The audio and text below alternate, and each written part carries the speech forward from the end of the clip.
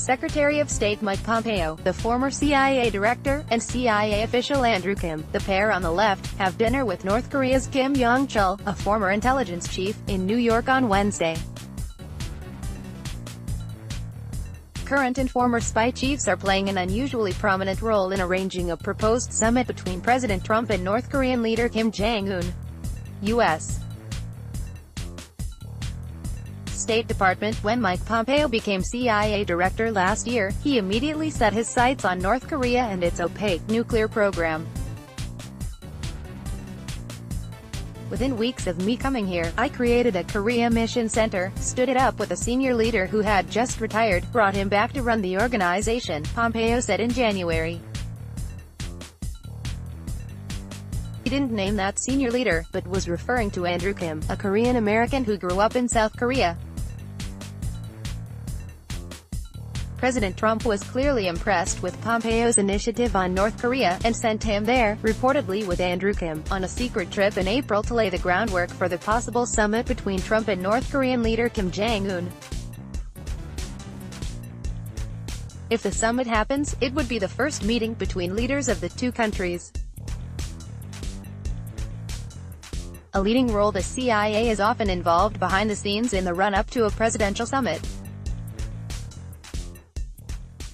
But U.S. and Korean spy chiefs are playing an unusually prominent role when it comes to the summit. Pompeo obviously demonstrated something very unique to the president. He took the lead on operating the North Korea issue, which he's doing right now, said Joseph Detrani, a former CIA officer who was President George W. Bush's special envoy for nuclear negotiations with North Korea from 2003 to 2006. After Pompeo became Secretary of State a month ago, he made a second trip to see Kim Jong Un in North Korea. In the photo of that Pompeo-Kim meeting on May 9, the lone American sitting next to Pompeo is the CIA's Andrew Kim. Laura Rosenberger has some reservations about the prominence of intelligence officials in these negotiations. She worked on North Korean issues at the National Security Council and at the State Department.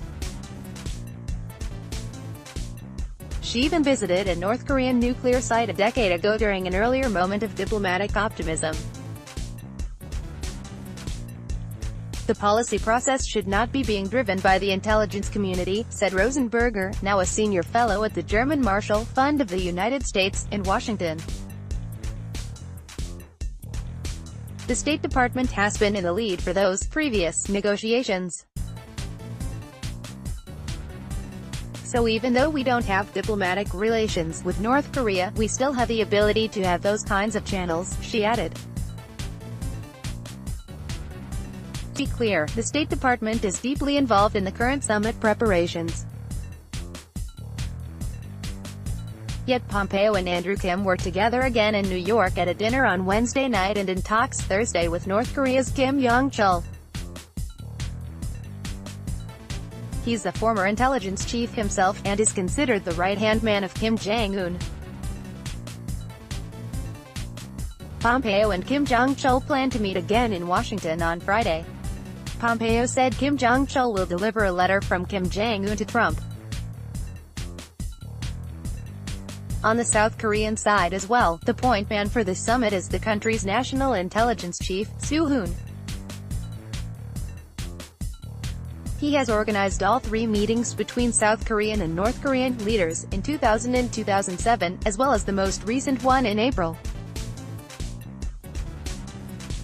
What's known, and what isn't, so all these spies are in the mix. But how good is the U.S. intelligence on North Korea? We are still suffering from having gaps, Pompeo acknowledged in his speech back in January. These are difficult target sets. I'll concede that at the outset. But it's completely inadequate for the CIA to say, well, that's a hard problem. Of course it's a hard problem.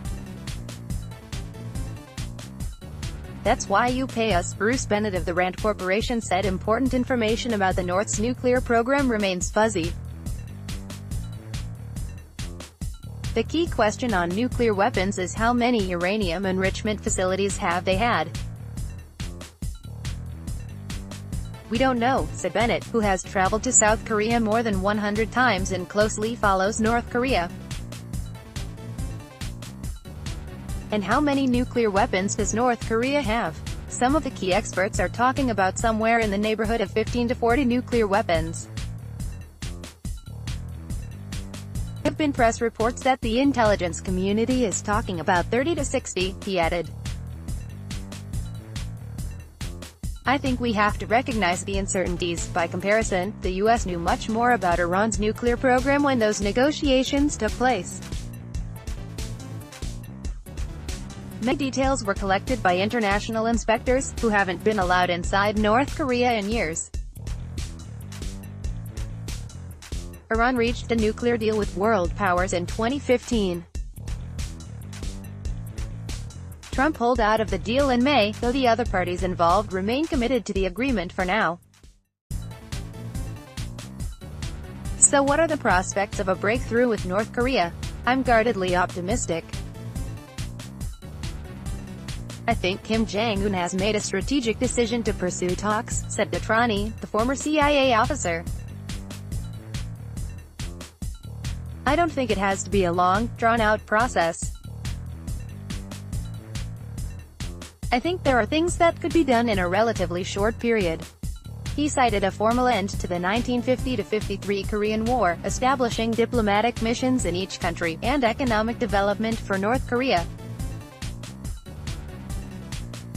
In turn, North Korea could make a full declaration of its nuclear facilities and allow international inspections. The ultimate prize, a full-fledged nuclear deal, would take more time, he added. Laura Rosenberger is more skeptical. The North Koreans have shown us before a willingness to take symbolic, reversible steps, to pocket rewards, and then cheat and walk away. And that is a trap we need to avoid, she said. She notes that Kim Jong Un, who's rarely invited to meet other leaders, has improved his international standing recently by twice meeting China's President Xi Jinping, twice meeting South Korea's President Moon Jae-in, and twice sitting down with Pompeo. One of the things that the North Koreans want most is legitimacy, and essentially, Kim Jong Un already has gotten that, she said. Persuading him to give up his nuclear weapons, or just declaring how many he has, will be a long, difficult process, she said. Greg Meyer is a national security correspondent. Follow him at GregMeyer1.